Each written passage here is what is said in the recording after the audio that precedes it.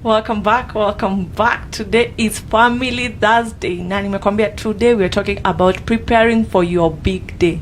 Are you there? You're planning for your wedding, you have your partner with you and your family supporting you and all that. But kumbuka, harusi ni yako na mume wako. Na harusi si ndoa. Harusi is a celebration, and as we have heard from GK today, harusi yenyewe ni 20 minutes. The rest you're entertaining the congregation. How are you entertaining them? Is it within your budget? Ama unafanya tu kwa sababu umeona kwa Pinterest? Is the expectations that you had? But we had a minor issue yenye imearise kwa hii conversation. Those of you who take loans for a wedding. GK, please address that today. For me, I will say this. If you cannot be able to afford something, don't please people. Yeah. By going to look for money, because immediately when you get to your now the marriage, you start by offsetting. Badala ujienjoy, badala you start living happily. You start now sending your wife to go for kibarua if she didn't have job. Yeah. You go work extra so that you can be able to offset this. So you won't even have to spend time together. Yes, so many people, you go back, you ask people, some of them don't even have members for wedding. Why? Because they were not able to pay the service provider. So it is good that you work in accordance with what you can be able to afford. Keep off taking money from people so that you can please us. Yeah. Wachana nayo kabisa. Let's talk about expectations, kwa sababu hizo expectations ndo zinafanya watu wachukue loans. So expectation versus reality. Mtu aliona kwa Pinterest, this and this is looking like this. Tell a couples out there that is looking for a wedding about the expectations today. First, I can say this, that one, it is about the two of you. I started by saying it's about the two of you. If the two of you can be able to afford it, then do it. But don't come with a mindset, my sister alifanya harusi yake ilikuwa hivi, so yangu lazima ikuwe kubwa kuliko yake. My friend did this, alibebwa na V8, mimi lazima nibebwa na gari zaidi kubwa kuliko hiyo. Stop comparing yourself with somebody else. That will reduce the expectation. Other people life is not your own. Draft your own. Because I normally tell people, today you might not be able to afford even to take your wife to honeymoon, but God is not a limit God. Tomorrow you can be able to take your wife even outside the country. It's true. Na mwenye alipeleka bibi yake that time Mombasa, sahi haezi afford. So we don't raise the same race. So raise your own. Yes. Thank you. Let's talk about now. Tumeanza committee. Tumeanza kupanga harusi. Harusi iko in 2 weeks. We're thinking about the transport. We're thinking about food for the guests, and we're thinking about also decorations and all that. Hapa, how do you deal with matters transport? One, let me say this. I always work with what is on the table. If we have 100K, we sit down as the people we are with them in the committee. That is, we call ourselves executive committee. That we have the chairman, the secretary, the coordinator, the treasurer, the groom and the bride.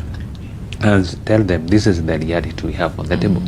We have 100K. We are going to allocate 10,000 to transport. We are going to allocate 20,000 to catering. We are going to allocate 40,000 to decoration and maybe tents. Then after that, now we have the figure.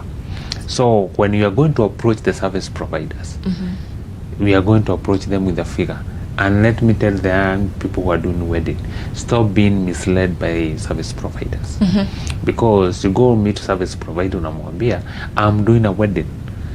The service provider will decorate for you a wedding that is not on the reality, is on the papers. Anaanza kukwambia like tuseme ni cameras, atakuja na kamera 5. Anakwambia ndivyo harusi yako ikuwe mzuri, we have to have 3 different angles ya taking your video. So kamera 5 inahitaji watu 5, then tuongeze drone. That budget anakuentaisia the budget, anakwambia that budget will cost at 50k. Ukimwambia na tukijaribu hivi anakwambia hautakuwa na kitu kingine ya kukupuka isipokuwa hiyo video. So invest in it. So when you come to the committee, you are coming with expectations. You are coming with what you want the committee to do for you, like a demand. Hapana, kama si fulani atanifanyia video recording, kama si fulani atafanya hivi, afadhali ikae. Because to you the service provider amekuonyesha there is nothing else can be done on that budget ndivyo upate a good way. But my question is, are you sure you can't get another the same value with a cheaper price like 30 It's or true. 20? You need to check on that. So first of all, you don't fix yourself to one service providers, because service providers are also looking for money. So, and when they get an opportunity, they have to take their bet. So do you help couples converse with the service provider? Yes. Negotiate with the service providers? Actually, when you bring the service providers to us, and now we start the committee, it's not your work to follow again with the service providers. So the committee It's follows the committee. up. Let's talk about the committee following up. Yes. Mimi harusi yangu ndo hii. Today I'm getting married na I cannot look at the guests na chakula na mambo na gifts and all that.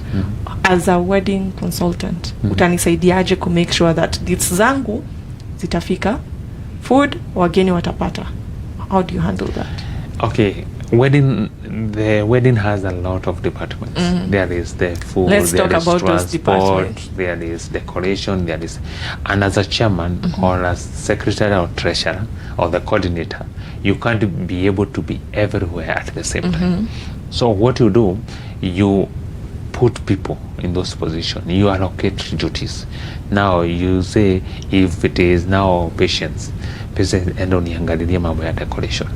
If anything happen, wewe nitakuconnect na mtu wa decoration. If anything happen, the mtu wa decoration atakuja kwako, you will be answerable to me. So I will have an easier way that I will not be able to sit and handle everyone at the same time. So I will have people to help me.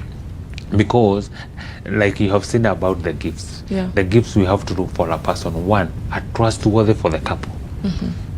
So pia ni duty ya the couple as they prepare for their wedding to look for someone they trust to be part of the committee. There are some departments we cannot give to everyone. Like now, someone to take your gifts, someone to handle either box yako ya pesa, someone to handle your bride akitoka kwa nyumba, and in ABCD. There are some duties we allocate, and sometimes we look for the people even who are your mates. Tuangalie fulani na fulani ni trust wa huyu. Then on when it come to gifts, you have to number them. That I have a list as the person who was in the wedding. I have 100 gifts. When you come from your honeymoon, I'll give you the list, or before you go to your honeymoon, did you meet 100 gifts in your house? So you confirm with them. Confirm. So you have to share the department, because you have a number of friends.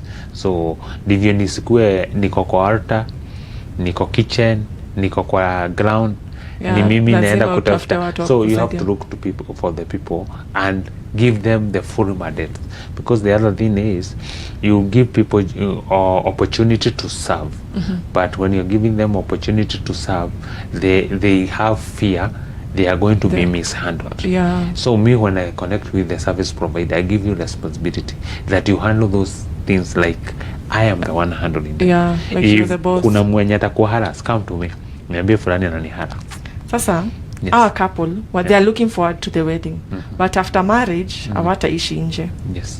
What should they prepare for looking forward? Apart from, unajua tuna prepare, si ati wedding, tukimaliza wedding kuna mahali tunaenda. So how do you help them prepare for even that? Now, when we are starting the process of the wedding, because of some issues I have seen along the way, me normally I demand that you go look for a house, both of you, and you bring me a receipt showing that you have paid for that house. For that month that you are doing the wedding. Umelipia na deposit. Reason why baby jamaa alikuwa anakaa kwao. Dem na yeye alikuwa anakaa kwao. hamutatoka tena mrudi kwenyu. You need your privacy. Or jamaa alikuwa nakaa kanyumba kenye, now akileta bibi, they can't host someone. So you go, what is their desire? What kind of a house do you want? Are you able to manage it? Also to prepare how much you're paying for it. How much are you paying for the house? And then does that house has utensils? But because ni watu wa kuona sahani moja, kikombe moja na kijiko ishatosha. All right. Yes. All right. Sasa, what are some of the issues that you've witnessed when preparing for weddings? You've prepared more than 10 weddings so far. That is in Mispa. That is in Mispa alone, more than 10 weddings. Yes. So help us to understand some issues you have dealt with, maybe with all the people involved, service providers, families, and how you handle them. One, sometimes families has their own demands. And always you are going to stand in a gap as a mediator for the both family and both the couple. Yeah. Because you don't want to show the family that it's a fight between them and the couple. Yeah. You have to reason together with them to a point that they are going to understand. Because some of the people who bring issues in the family are not the immediate parents or brothers, are the extended people. Akina uncle, akina auntie. Yes. And some of the people wenye wanafanya hivyo kwa watakuja ikuwa na harusi. So they want to do an experiment with yours. So you have to be careful when you're dealing with them. When it comes to service providers, you have to first of all sit down the service provider, show them what is able, because you can refuse to do kazi ya decoration na 30,000 na kuna mwenye anaweza ifanya na 10,000. Yeah. So if you are not willing to be our service provider because of the ability of our finances, we can look for someone else. Do you maybe make sure that the service providers get to the ground a week or months before, just to get a picture of how to plan for the actual day? Service providers, you will come to the ground when you engage them. Sometimes because of the distance, because also of the finances ability, you are not able to engage service provider early. So how early do you engage them? So if you engage them in the month, at least before wedding arrives, 2 weeks before the wedding, they have to be in the ground. But sometimes utapata una engage service provider when it's 2 weeks to the wedding. So at least now you say before that 1 week ifike ya harusi, mkuje kwa ground, muagree, tent zitakaa hapa, chakula zitasaviwa hapa, couples will stay like this, so that when it come to the material day, because most of the service providers will start their work, if you do wedding on Saturday, they will start their work on Friday. And that is not too late. It is not too late, because you can't go buy food stuffs. Yeah. Ukae nazo kwa nyumba wiki. Actually, I wanted to ask you about that. How early do you buy food? How early do you set up the decor and all that? Yeah, I've said everything will start on Friday. Yeah. So kama ni the caterers, they will come on Friday. So wanaweza enda kununua vitu Thursday, which are not perishable, and now Friday waenda wakanunue the perishable things. Then in the evening, in the afternoon, they relocate to the venue. They start doing the preparation. Yeah. The tent guy will come on Friday, set up. In the morning, hata kama hajamaliza kazi, itakuwa tu ni kuweka fabrics. How early should the couple get their dress codes? Na wakiwa na wasimamizi wao, how early should they get everything that they need? If I give you with my own experience or with my own wedding, I will harass people. Me, my own wedding was done on August, but mwenye hakuwa amelipa nguo by 1st of June, incomplete, nilimrudishia the balance. Wait.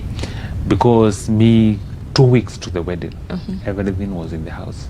The maid have set themselves, the maid have wako na nguo zao washajipima na ishakaguliwa na imekubalika ni hiyo.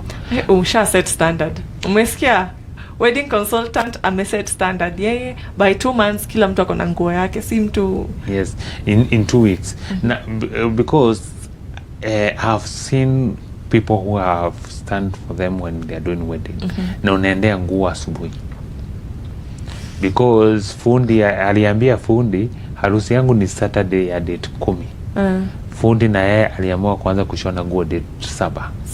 That's very late. So akona siku 3 na akona bridegroom labda 10. So kila siku ashone tatu moja ikose kuisha. That is so sad. Mtaikujia asubuhi. It's very sad. Yes. Let's talk time management on the wedding day. Umeambiwa na mchungaji will be there by 10, and maybe you're looking forward to finish your wedding early so that you go wherever you're going early. How do you go about that as a consultant? Una advice wafanyaje sasa tu advice when you're na harusi? So one, mimi I look at the end of the wedding. Because when you're planning something, you have to look at the end of it. Yes. Because of the logistics. Maybe there are people who are coming from far. You have to give them ample time to travel back. If you don't give them ample time, you're going to have an extra cost to host them. True. Number two, what is the church demand? Because there are some church, they can tell you be here at 11, be here at 10, be here at 10:30. Yeah. Number three, where is the bride coming from? Because tunaweza ambia tukue hapa by saa 10, lakini by saa 4, lakini tunaendea msichana somewhere like tuseme like Gilgil. It will take us about 2 hours to be here. Yeah. So hatuwezi endea msichana saa 3, tutabidi tumeenda saa 1.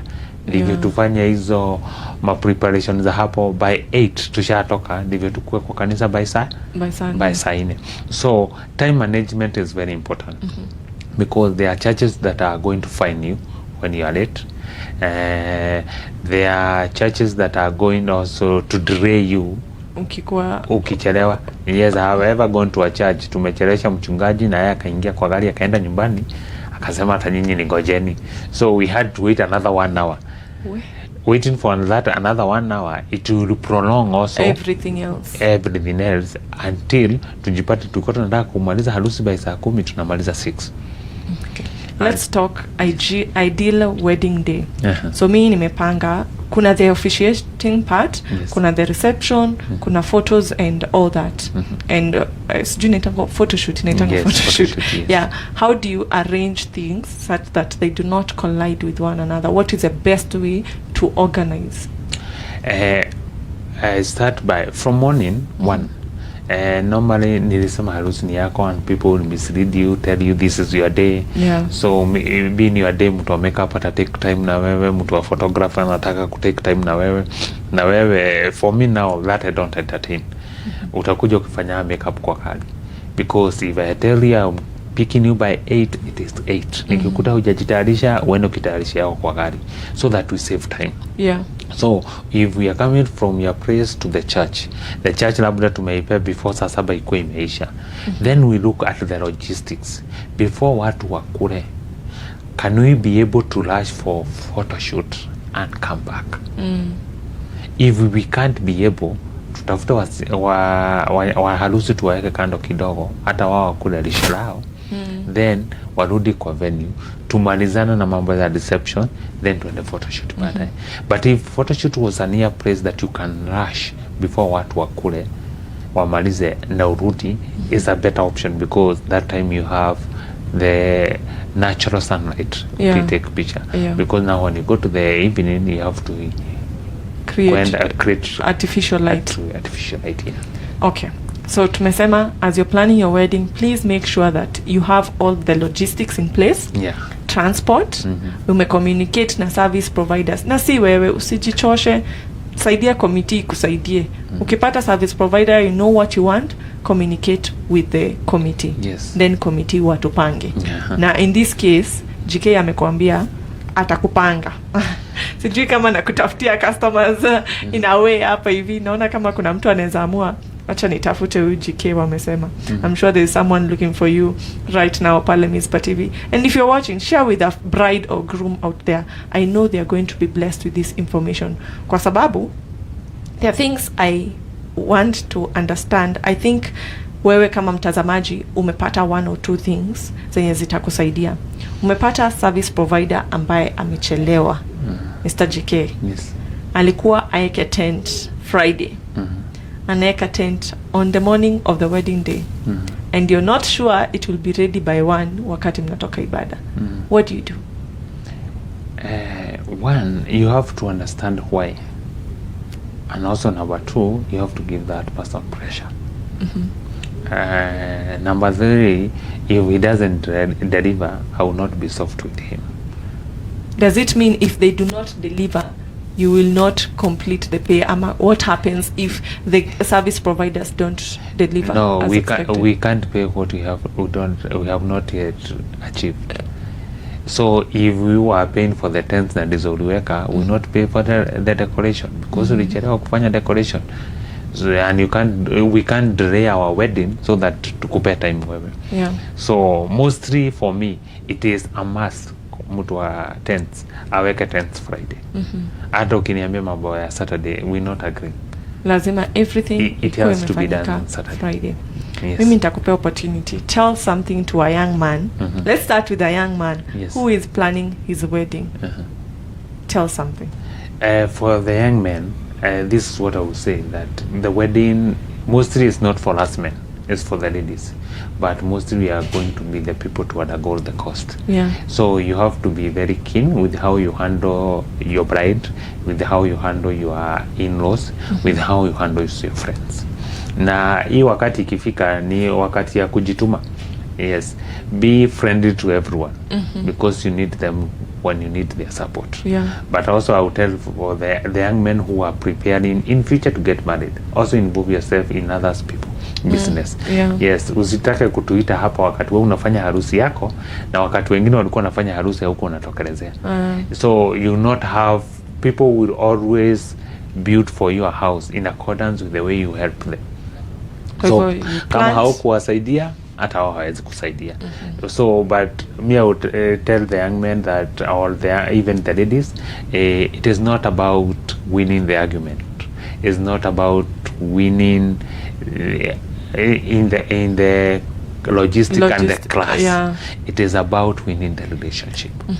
First of all, aim in winning your relationship, aim in doing it better for the both of you than doing it for the other people. So it's between you two. Yes. For the young bride, akona gown in the mind, anataka gown inakaa hivi, ikona veil inafika huko, all that. Akona an expectation for her wedding. Talk to that young Maybe bride. I ask you a question on that. Yes. Yeah, who is supposed to bring the gown to the bride? That is what I wanted. I have an idea that it's the bride's family. Yes. Yes. But now, in the society we are right now, everything tunaiwekeaga jamaa. Okay. Jamaa atafutie msichana gown. How does that? Why is that? Na msichana na yeye anataka gown ya 50k. So anajua kijana lazima provide gown ya 50k. But my question is, kijana alileta ratio. Unampatia msichana akiwa uchi. It should come from the parents of the group, of the bride. Of the bride. So if your parent can be able to afford it, well and good. Choose it. If your parents cannot be able to afford it, you yourself you can be able to afford it, well and good. But let it not be a tax for the committee or for your group. It is your own and your family. Yes. By the way, talking of the gown, how do you assist maybe the bride to choose a gown? Because Ingu atavaa siku moja, unless she is planning to do another wedding. Yeah. But what advice would you give that bride concerning Ingu yenye anavaa siku moja? What is the best choice? There are people who say they want to purchase a gown. But now when you go to look for the classy of the gown, you're going to get the classy of the gown is expensive purchasing than hiring. And because it's a one-day thing, you just hire. You say okay, because you can purchase that gown, but after 5 or 2 years, your gown itakuwa outdated. So it will just be in your house like as an item in a museum. So it's better because it is not like a man's suit. Ile siku atarudi kwa kanisa after honeymoon anaweza kuja ameiva. Yako hautakuja umeva. It's true. Yes. So it's better hiring and also simple. Do it elegantly but simple. Upon your ability. Talking of all that, you mentioned at the beginning, which is also something that really caught my eye, that your desire is to see healthy families. Yes. this couple, you've been working with them in the preparation of the wedding and all that. What are some of the advice that you give them? Tuongee tu na dakika moja, uwape advice ya looking forward to the marriage sasa. I would say the society, our country, the church is built up by families. Because when we have families, we have continuation of generation. Yes. So when we have unhealthy family, and this goes even to the people who are in leadership, even to our churches, when we have a healthy relationship, when you have healthy families, we have a healthy church, we have a healthy country. So let us invest much, not by just money, not just for business and the allocation. First of all, let's invest in our families, that we make that our families are strong. And that is by coaching. Yes, tuache kwenda kuona pasta wakati mambo imeumana. And there be coaching for families. Yes, there be forums that make young couples, because it take at least 5 to 10 years for a family to stabilize. Wow. Yes. Meskia? So it takes a while. So start early, start asking for guidance mapema. Maybe GK, as we go, unaweza kuuliza swali. Are you open to maybe help someone out there who is about to get married? Ama wakutafute kando? Mtu anitafute. That is the easiest thing to say. Mtu anitafute. But also, I will not you don't want to come to me just for logistics when we are not in a relationship. Yeah. First of all, we have to know each other. Sure. So let us know each other, because what I'm doing is not by a cost. Yeah. So unless unataka kwenda nikupangia harusi, yes, utalipia dege. Alright. So Yes. Umesikia hayo yote. I hope as you plan for your wedding, you've gotten some tips hapa na pale that you may use for your big day, and I wish you that you have a very good wedding and a blessed marriage ahead. Thank you so much for joining us. I hope umebarikiwa, and don't go far. We're coming back to Magazeti with Joseph and Mr. Kemodo. We'll be right back.